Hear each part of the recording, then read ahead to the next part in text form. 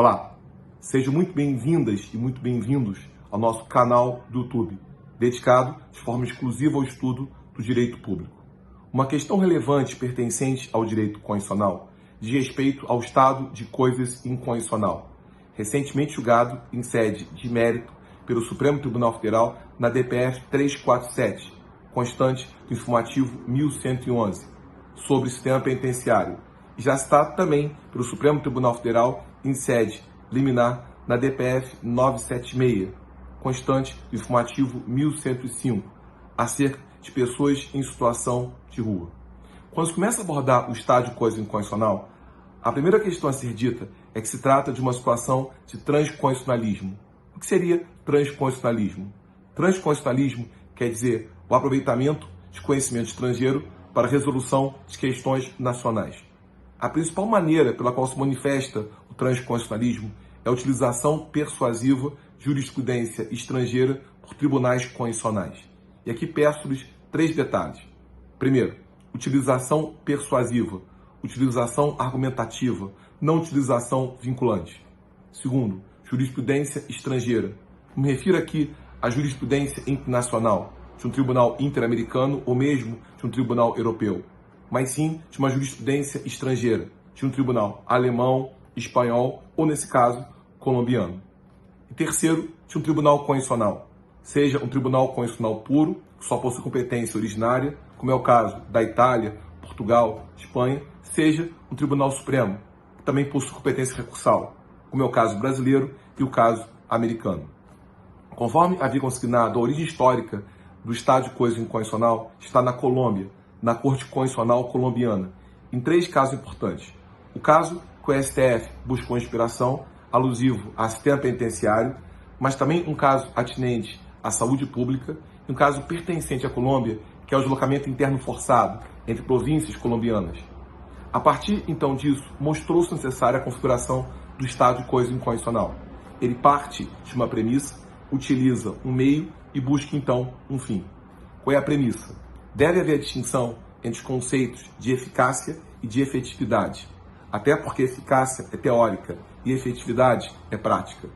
Não compete, então, ao Poder Judiciário proferir decisões que, em tese, possam operar efeitos jurídicos, portanto, providas de eficácia, mas compete ao Poder Judiciário proferir decisões que efetivamente resolvam a situação submetida à sua cognição, portanto, dotadas de efetividade.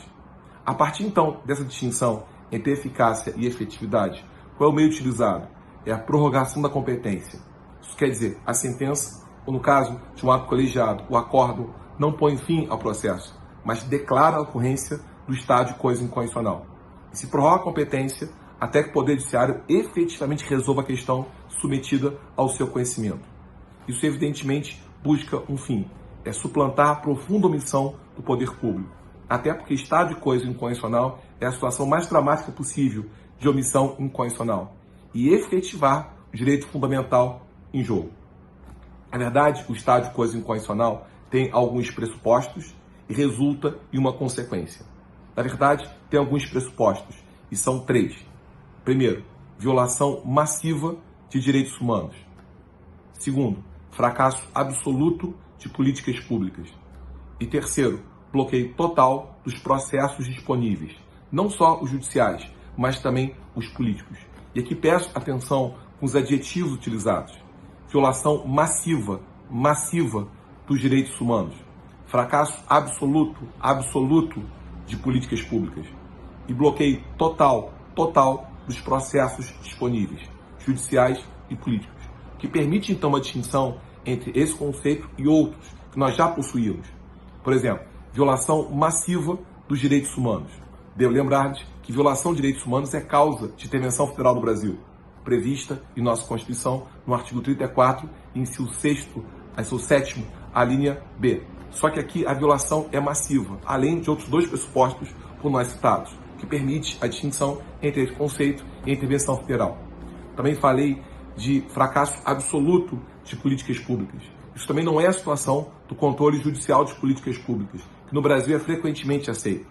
Até porque, repare, no controle judicial de políticas públicas, na verdade a política chegou a ser concebida, mas a sua execução foi regular. Aqui o fracasso é absoluto, é total, é retumbante. A política pública nem chegou a ser idealizada. Sem contar que há bloqueio dos processos, o que não ocorre no controle de políticas públicas. Os processos, evidentemente, judicial. Também quando se fala bloqueio total dos processos disponíveis, judiciais ou até mesmo políticos, isso não é igual à teoria da prognose legislativa. O que é a teoria da prognose legislativa? A ideia na qual não há, na verdade, um controle de constitucionalidade abstrato, mas mesmo assim ele traz um quê de concreto.